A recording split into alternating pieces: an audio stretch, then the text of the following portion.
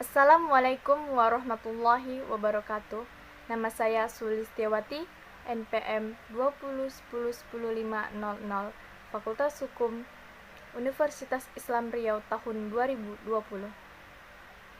Di sini saya akan mempresentasikan hasil makalah antropologi budaya saya mengenai tema sistem kekerabatan. Adapun pokok pembahasan yang akan saya presentasikan ialah A. Pemikiran asal mula dan perkembangan keluarga. B. Adat istiadat perkawinan. C. Prinsip-prinsip perkawinan yang mengikat kelompok sosial. D. Kesatuan hidup lokal tradisional. Dan E. Kebudayaan dan bahasa suku bangsa dalam antropologi sosial. Baiklah, di sini saya akan menjelaskan pokok pembahasan yang sudah saya sebutkan satu persatu tadi. A. Pemikiran asal mula dan perkembangan keluarga. Untuk mengetahui tentang asal mula dan perkembangan keluarga, kita dapat melihat adanya tahapan-tahapan dari teori yang berkaitan dengan bagaimana caranya berkembangnya suatu keluarga. J. Lubbock, seorang ahli antropologi tua, berpendapat bahwa awal mulanya manusia hidup dari berkelompok, di mana antara laki-laki dan perempuan mempunyai keturunan tanpa adanya ikatan, sehingga memiliki keluarga inti. Hal ini dianggap tahap pertama dalam asal mula dan berkembangnya suatu keluarga. Tahap kedua di sini menjelaskan bahwa cepat atau lambat anak dan ibunya akan menyadari bahwa mereka sebagai keluarga inti di dalam masyarakat. Disebabkan anak hanya mengenal ibunya sedangkan dengan ayahnya tidak, maka dari itu berperan sebagai kepala keluarga. Tahap kedua, ada ibu yang menjadi kepala keluarga, sedangkan di tahap ketiga, ayah menjadi kepala keluarga karena tidak puas dengan keadaan tahap kedua. Caranya, mereka mulai mengambil calon istri dari kelompok lain dan membawanya ke kelompok mereka sendiri. Di tahap yang terakhir atau yang keempat ini terjadi jika adanya eksogami yang berubah menjadi endogami, atau yang keempat ini, anak memiliki hubungan langsung dengan anggota keluarga ayahnya dan ibunya. B. Adat istiadat perkawinan. Perkawinan merupakan salah satu sunatullah yang sangat dianjurkan untuk melakukannya, sebab pernikahan merupakan suatu prosesi yang dapat menghalalkan hubungan biologis antara laki-laki dan perempuan untuk meneruskan keturunan. Perkawinan seorang laki-laki yang berniat menikahi seorang perempuan dianjurkan untuk melakukan ta'aruf terlebih dahulu yang selanjutnya melangkah ke jenjang peminangan.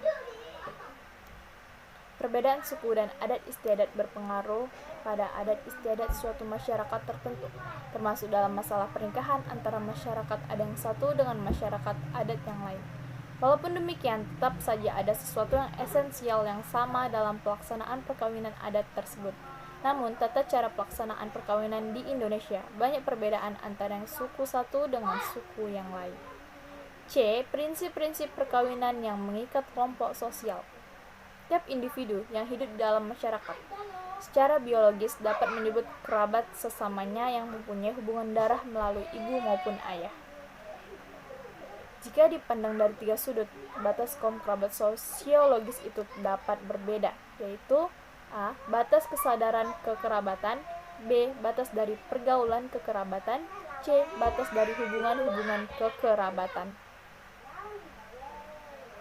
D. Kesatuan hidup lokal tradisional. Kesatuan hidup setempat berbeda dengan kelompok kekerabatan. Kesatuan sosial ini tidaklah semata-mata berdasarkan ikatan kekerabatan, tetapi lebih didasarkan pada ikatan tempat tinggal. Komunitas kecil. Selain memiliki ciri-ciri komunitas, ada umumnya, yaitu adanya wilayah, cinta pada wilayah, dan kepribadian kelompok. Komunitas kecil memiliki sifat-sifat tambahan, yaitu para warganya mesti saling mengenal dan saling bergaul secara intensif. Karena kecil, maka setiap bagian dan kelompok khusus yang ada di dalamnya tidak terlalu berbeda antara yang satu dengan yang lainnya. Para warganya dapat menghayati berbagai lapangan kehidupan mereka dengan baik. Dalam kekerabatan, pastinya ada solidaritas dalam masyarakat kecil. Prinsip timbal balik sebagai penggerak masyarakat. Dalam masyarakat komunitas kecil di seluruh dunia, saling tolong-menolong tampak sangat menonjol. Contohnya gotong royong, sistem tolong-menolong yang juga kita sebut. Memang tidak selamanya diberikan secara rela dan ikhlas, Tetapi ada beberapa tingkat kerelaan tergantung dari jenis kegiatannya dalam kehidupan sosial.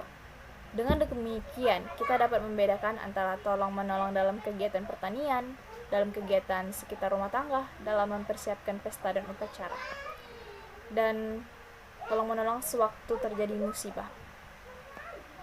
Ada juga gotong royong kerja bakti, selain kebiasaan saling mendorong antar warga suatu komunitas kecil dalam berbagai bidang kehidupan sosial. Jenis gotong royong kerja bakti ada dua. Pertama, bekerja sama dalam proyek-proyek yang diprakasai para warga komunitas sendiri. Kedua, bekerja sama dalam proyek-proyek yang diperintahkan oleh kepala desa. Ada juga sistem pelapisan sosial. Terdapat pembedaan dalam hal kedudukan dan status. Dalam masyarakat kecil dan sederhana, pembedaan itu biasanya terbatas sifatnya, karena jumlah warganya pun sedikit dan orang-orang dengan kedudukan tinggi juga tidak banyak jumlahnya. Sebaliknya dengan masyarakat kompleks, pembedaan mengenai kedudukan dan status juga rumit, karena jumlah warganya banyak dan individu-individu dengan berbagai kedudukan yang tinggi pun sangat banyak jumlahnya. Pembedaan dalam hal kedudukan dan status itulah yang menjadi dasar dari gejala lapisan sosial. Lapisan sosial itu kemudian mengembangkan cara dan gaya hidup tersendiri, berbeda dengan cara dan gaya hidup lapisan-lapisan sosial lainnya. Pimpinan masyarakat, unsur-unsur kepimpinan. Pimpinan dalam suatu masyarakat dapat berupa kedudukan sosial, tetapi juga proses sosial. Kedudukan sosial seorang pemimpin membawa sejumlah hak dan kewajiban. Seorang pemimpin harus dapat memikirkan masyarakat, satu kesatuan sosial khusus dan masyarakat untuk melakukan berbagai kegiatan sosial. Seorang pemimpin harus memiliki 3 unsur penting untuk dapat menjalankan tugasnya dengan baik, yaitu kekuasaan, kewibawaan, dan popularitas. Pengaruh besar diperoleh dengan adanya sifat pemimpin sebagai berikut. Sifat-sifat yang disenangi warga masyarakat pada umumnya, sifat yang diidam-idamkan masyarakat, yang karena itu akan ditiru. Kebudayaan dan bahasa suku bangsa dalam antropologi sosial. Antropologi budaya memfokuskan diri pada pelacakan sejarah dari unsur-unsur kebudayaan. Sedangkan antropologi sosial memfokuskan pada pencarian hukum-hukum dan generalisasi tentang lembaga-lembaga sosial. Dengan ringkas, dapat dikatakan bahwa antropologi budaya lebih bersifat deskriptif historik, sedangkan antropologi sosial lebih bersifat eksplanatori. Jadi, kesimpulan yang bisa saya dapatkan dari sistem-sistem kekerabatan tersebut dapat disampaikan bahwa hubungan kekerabatan atau kekeluargaan ini dalam menjalin hubungannya dimulai dari tahap yang paling awal, yaitu dalam keluarga atau rumah tangga, dan hubungan kekerabatan ini juga merupakan unsur pengikat bagi suatu kelompok kekerabatan. Caranya dapat ditempuh dengan adanya perkawinan dan juga keturunan. Baiklah, cukup sekian hasil presentasi makalah antropologi budaya saya. Apabila adanya kurang pemahaman kata atau kurang jelas, mohon dimaafkan. Wabillahi taufiq wal hidayah. Wassalamualaikum warahmatullahi wabarakatuh.